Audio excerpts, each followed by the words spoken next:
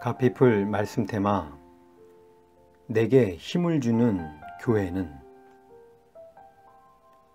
저런 불쌍해서 어쩌나.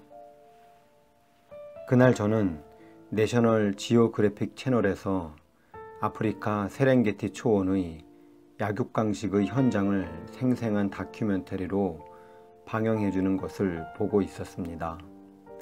사자인지 표범인지 기억은 잘 나지 않지만 먹잇감을 사냥하는 장면이었습니다. 영화 라이언 킹에도 나온 적 있는 소가의 포유류 누 한 마리를 맹수가 노리고 있었습니다. 원래 누는 이동할 때 수만 마리가 함께 이동하고 보통 때도 최소 20에서 50마리 정도가 무리를 이루어 다니기 때문에 맹수가 공격하기가 쉽지 않습니다. 그런데 그날따라 어린 누 한 마리가 호기심이 생겼는지 아니면 반항심이 발동했는지 무리로부터 멀리 떨어져 이곳 저곳을 뛰어다니고 있었습니다.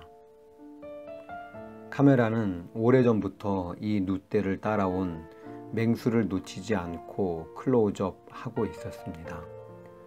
해설자는 무리로부터 떨어져 나온 누의 모습을 보면서 이제 곧 맹수가 놓치지 않고 공격할 것이라고 말했습니다.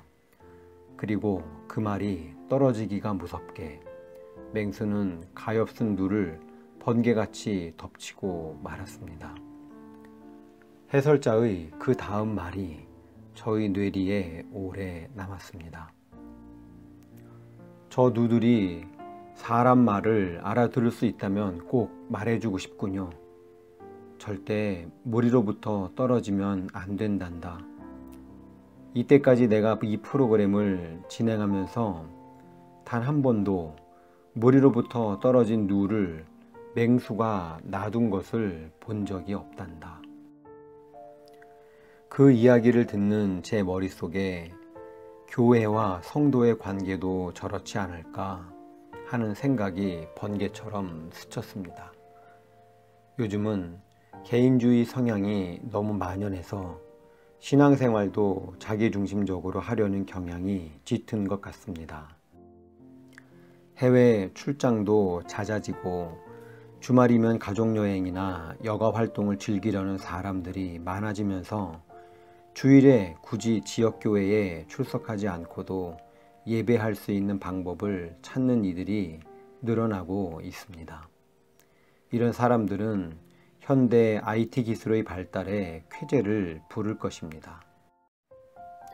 또 어떤 이유에서인지 다니던 교회에서 상처를 받고 이 교회 저 교회 떠다니다가 마침내 마음을 접고 교회를 안 다니기 시작한 가난한 성도들도 갈수록 늘어나는 것 같습니다. 그들은 예수는 좋지만 교회는 싫다고 말합니다. 특히 프라이버시를 중요하게 생각하는 젊은 세대들은 괜히 교회 공동체에 속해 자신과 가정의 시시콜콜한 문제를 남에게 오픈하는 것을 꺼립니다. 용기를 내어 교회에 다닌다 해도 자기가 눈에 띄지 않을 만한 큰 교회에 가서 등록도 하지 않은 채 조용히 예배만 드리고 예배가 끝나면 사람들의 눈을 피해 바람처럼 사라집니다.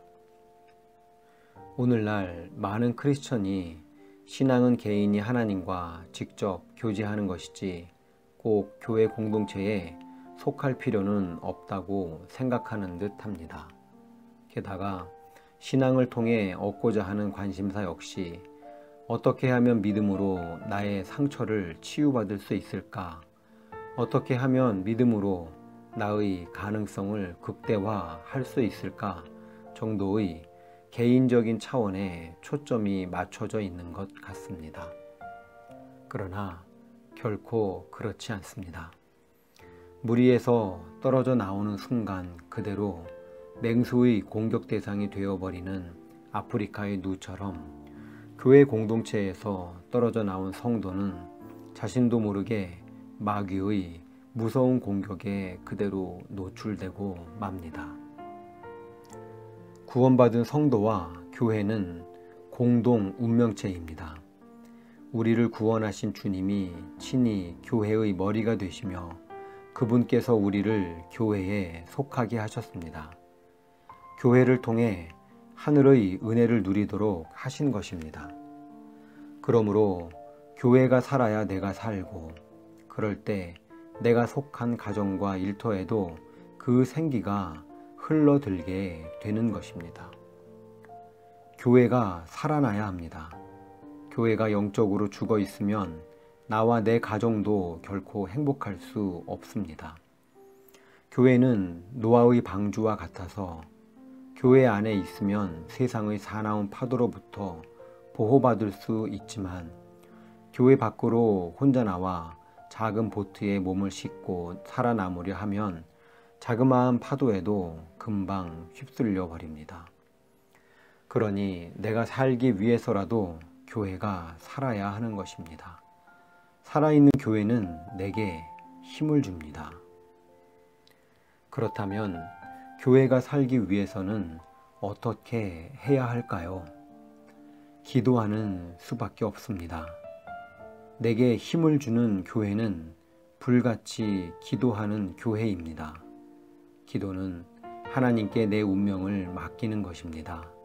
시시각각 하늘의 한 라인에 접속하여 하나님과 대화하는 것입니다. 기도하면 하나님의 임재를 가깝게 느낄 수 있습니다. 기도를 많이 하면 하나님을 닮아갑니다. 하나님과 계속 대화하면 하나님만 생각하게 되고, 하나님이 원하시는 것을 나도 원하게 되며, 하나님이 싫어하시는 것은 나도 싫어하게 됩니다. 그래서 기도를 많이 하는 사람에게서는 하나님의 향기가 납니다. 그의 말과 행동과 얼굴에서 하나님의 채취가 느껴집니다. 강한 자 앞에서 기죽지 않고, 시련을 당해도 감사가 넘치며 늘 기쁨과 평화가 충만합니다. 기도는 그렇게 엄청난 축복입니다. 하나님이 받으시는 최고의 제사는 기도입니다. 성경은 쉬지 말고 기도하라고 했습니다. 하나님의 마음을 이해하고 하늘의 능력을 다운로드하려면 한순간도 기도의 줄을 놓으면 안 됩니다.